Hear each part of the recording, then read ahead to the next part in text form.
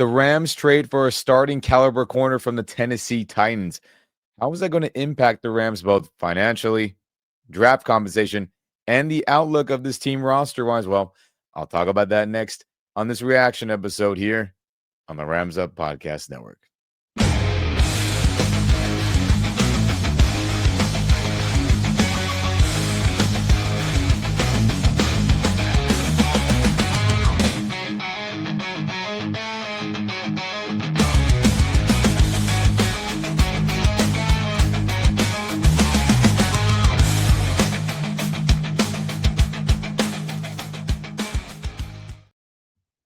What's going on, everyone? Welcome back up here on the Rams Up Podcast Network. I'm Ian. Hey, and if you're on YouTube, like this video, subscribe to the channel, turn on that notification bell. And if you're on the audio only or podcast only side of things, hey, share this podcast with all your fellow Rams fans. And guys, any of those options helps other Rams fans to see our content here on the channel. And I appreciate it. Mark appreciate it a ton. And if you could do that, thank you very much. But guys, a trade finally went down for the Rams as the Rams trade for defensive back Roger McCreary, as he is someone that I didn't know would be available. Now, shout out to many people. Shout out to a friend of the channel. Check out his channel, First and Tuna, Mr. Tuna, I like to call him as well. I mean, he referenced him as a trade option. Shout out to Nate Adkins, doing great reporting for the Rams side of things as well. As this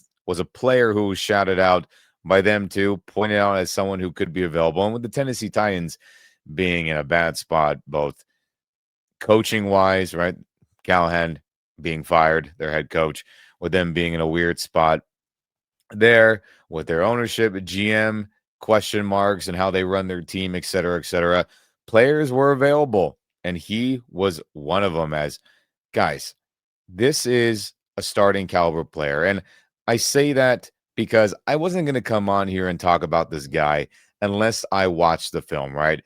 To give an opinion based on a guy who people called from the Tennessee fan base, right? There's a lot of Tennessee Titan fans who are not happy about Roger McCreary, being traded away, with him being only age 25, him being a free agent next season in 2026. This is somebody a lot of Titans fans wanted to keep around. So reading comments, seeing the outrage from Tennessee Titans fans, I had to watch the film and see what he was about. But before we get to that, I think it's important to point out, what is his salary currently as it is? Well, he was a second-round pick, so his salary wasn't crazy. And what is the cap number on all this? Right now, his cap number is $4.6 million. And with the trade being done, Tennessee is saving what, maybe around $2 million now that the season has gone on, probably maybe around that period, because the original cap saving would have been around $3.65 million. Now that he's played games and gotten game checks, et cetera, I'm sure it's a little bit less. So the Rams are paying absolutely nothing right now for his services. But let's rewind back to his college days. Well, he was a first-team All-American at the University of Auburn, an SEC school, a school that Les Snead is a big fan of, and he went to, as he is an alumni, the GM for the Los Angeles Rams. And he was considered one of the best corners in that draft way back when. And this is somebody that Mike Vrabel wanted, right? If you rewind a couple years back, yes, Mike Vrabel was the coach. Now he's doing well with the New England Patriots. But this is I guess you can call it a Vrabel draft pick, which is better than the Callahan and the other GM who is in place now regime. So he was a one hell of a prospect. And he was taken, guys, in that 2022 draft in the second round, the 35th overall pick, just a couple after the first round end. So he was a valuable player to acquire. And we know how it goes. First round, second round, third round picks, those guys are expected to be good players, contribute, and perform, right? All those things combined. And he's been a good player. He started in that first year at outside corner, I guess you could call it, right? Boundary corner, whatever name you like. And with him being there, he played a ton, started a ton of games for Vrabel, and then in his second year of Vrabel's final year, he was moved into the slot. Now, this is where the nitty-gritty comes in for me watching the film, right? Okay, what did I see? I saw somebody who is a really, really good inside slot slash nickel corner. Picture the position that our defensive back, safety, slot corner, Quentin Lake does. Plays that inside role, maybe not the most explosive, maybe not the fastest, but he's got quick feet. I think he has good instincts. Instincts meaning, hey, sometimes he knows, all right, this guy's a little bit quicker than me. He may be a little bit faster. Let me position myself. Let me get quote unquote better leverage, right? Setting yourself up to have the advantage with technique, footwork. And I think he is quicker than I think a lot of people give him credit. And I do think that football IQ, meaning, hey, he knows that, all right, quarterback's going to go here. I can let my guy go and make a play. He did that on us when we played him earlier this year in Tennessee. He made a great pass deflection on Matthew Stafford trying to connect Devontae Adams on the sideline. He did that a ton throughout his time in Tennessee, and he's really, really good at tackling, which has been an issue with the Rams. Let's call it what it is. The tackling has not been the best with these outside corners for the Rams. And that is something that stands out the most out of everything is that he is one hell of a tackler and he is willing. And he's not some big guy, right, everyone? He's only about 5'11", not any bigger really than Kobe Durant or Darius Williams or Emmanuel Forbes Jr., and he's about 190 pounds. So he's not this big, oh my God, boundary corner guy. He can play some outside, but all his money has been, quote unquote, being made on the inside playing slot. But I was happy to see the film. I was happy to see that he can play some damn good football. And with all that, I mean, what does Sean McVay think of him, right? This is Sean McVay's comments earlier in the day. So shout out to Wyatt Miller from the Rams reporting side of things on Rams.com. He had a tweet/post on Twitter X. New Rams cornerback Roger McCreary has played almost exclusively in the slot over the past 2 seasons. Quinn Lake is the Rams' primary slot defender and has had 100% snap share on that spot. When Sean McVay was asked by Adam Grossbard earlier in this press conference today how McCreary fits in this defense, this was his response.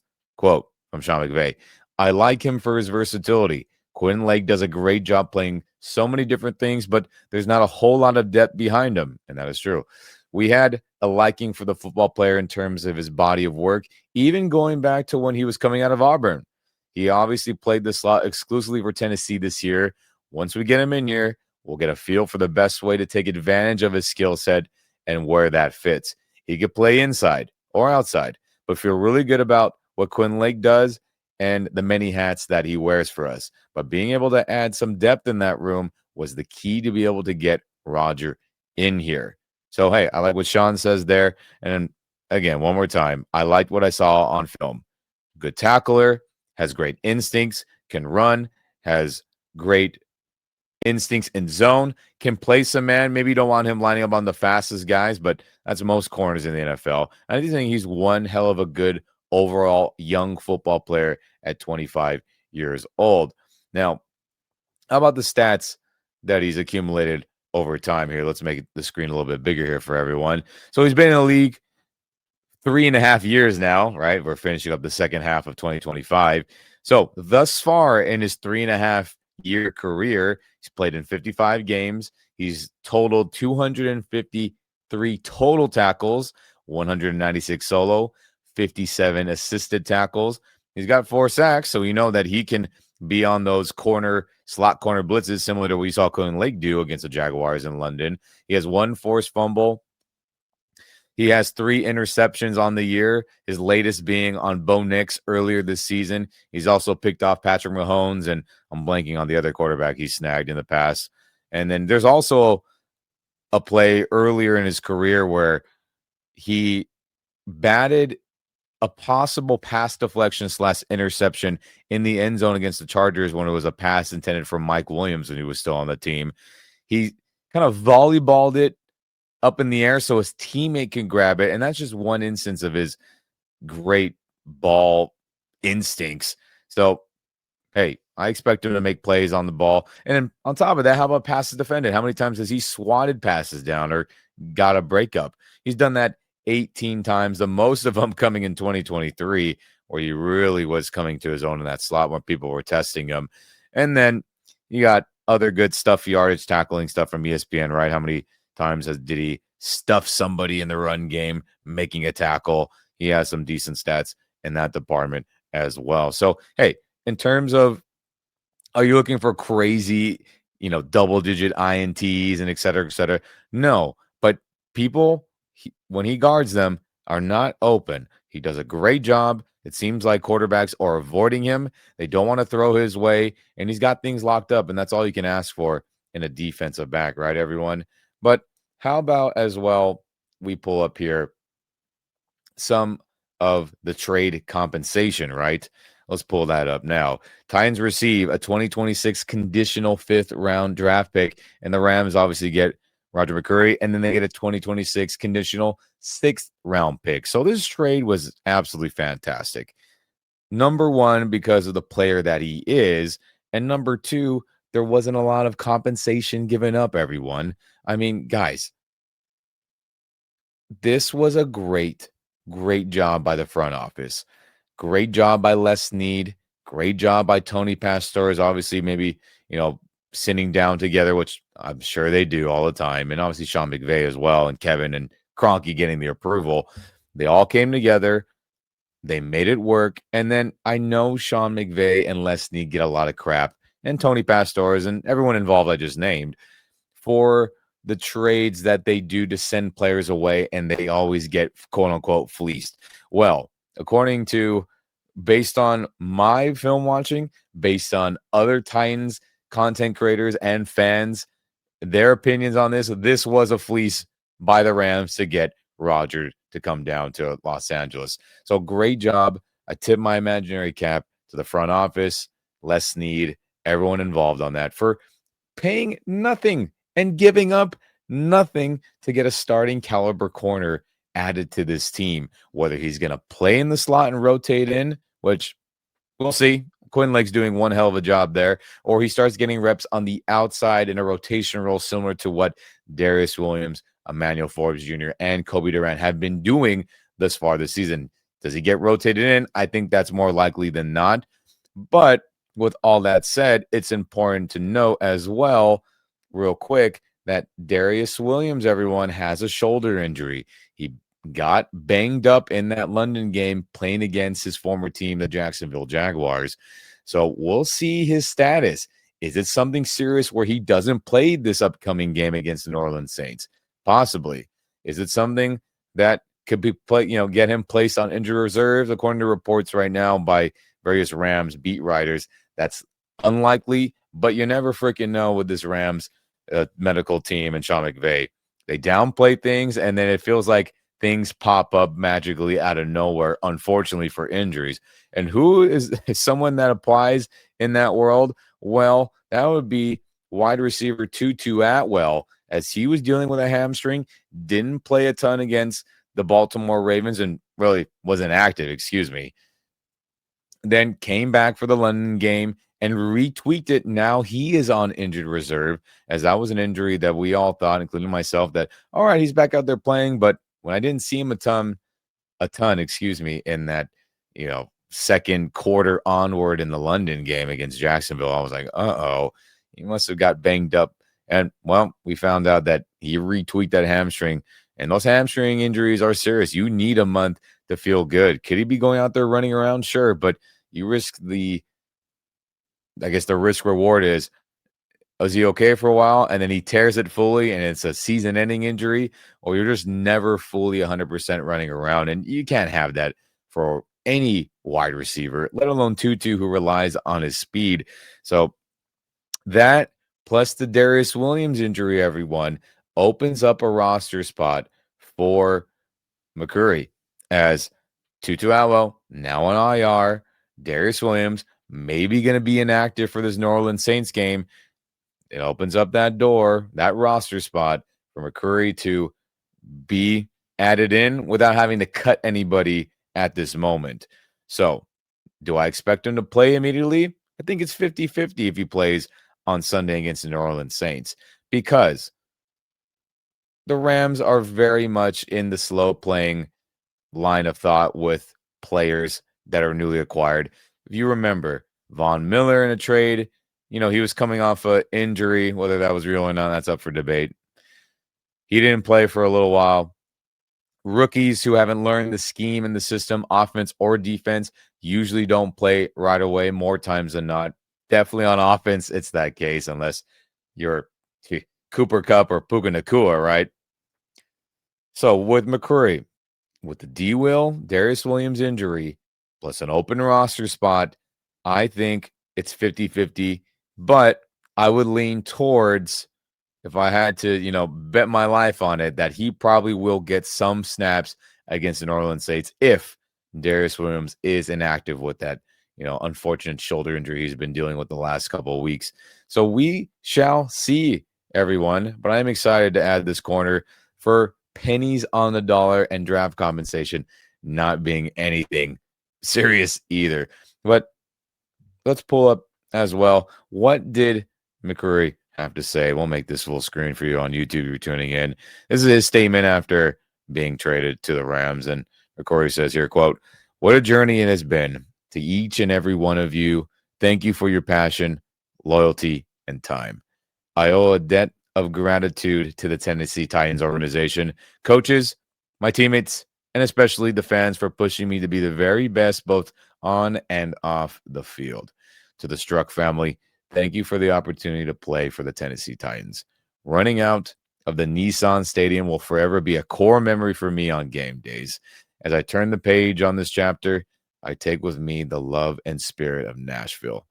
Thank you for everything. Love, Roger McCreary." So, hey, that's a very professional thing to say. I mean, players are not inclined to do this type of thing, right?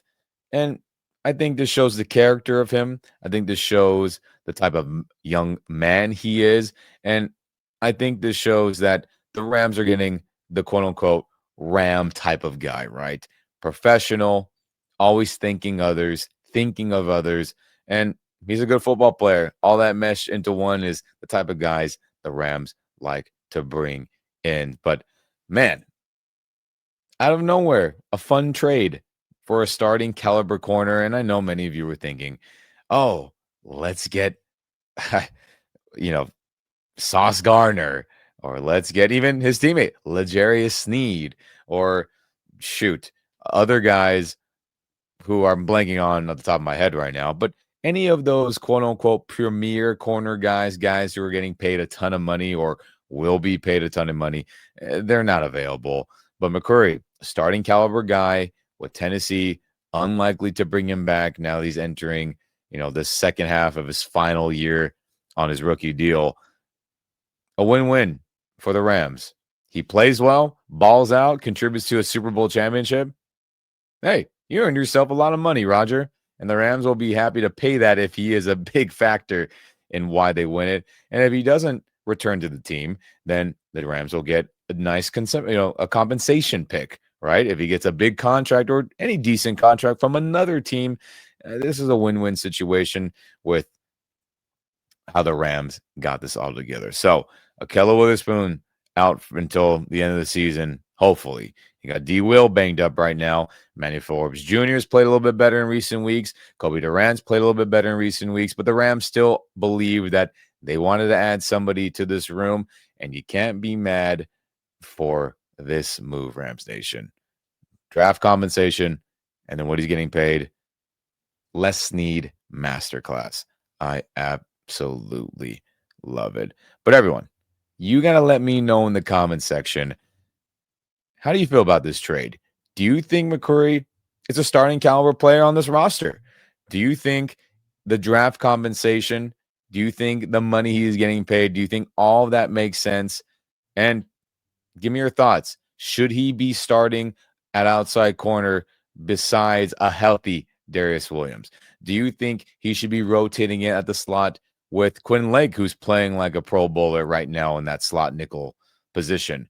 Or do you think he should take his time, learn the playbook, and then once he's fully up to speed, he should get playing time? I want to hear all your thoughts and opinions in the comment section. I'll definitely read them and respond to them, everyone. But man, pretty freaking cool. Rams make a trade for defensive back, slot corner, outside corner, Roger McCreary from the Tennessee Titans for pennies on the dollar. And you should be excited about that, everyone. So, hey, one more time, if you're on YouTube, like this video, subscribe to the channel, everyone, please. I would very much appreciate it. Turn on the notification bell so you don't miss any Rams update, any post-game reaction, any film breakdown, any Saturday roundtable, et cetera, from our channel. And if you're on the audio only side of things, hey, share this podcast, share this audio with all your friends. And guys, let's get going. Let's win some more ball games in the second half of the season. And let's see if the Rams will continue to make even more fun trades within this next week before the trade deadline. I can't wait. And you know, the Rams will always say, F them picks if it makes sense for a good player. And I think we got a good player here. So that'll do it on this episode, everyone. Never forget, whether you're here in LA, East Coast, West Coast, Northern Hemisphere, Southern Hemisphere, rep your blue and gold, rep them proud, and always throw up the horns. Go Rams, baby.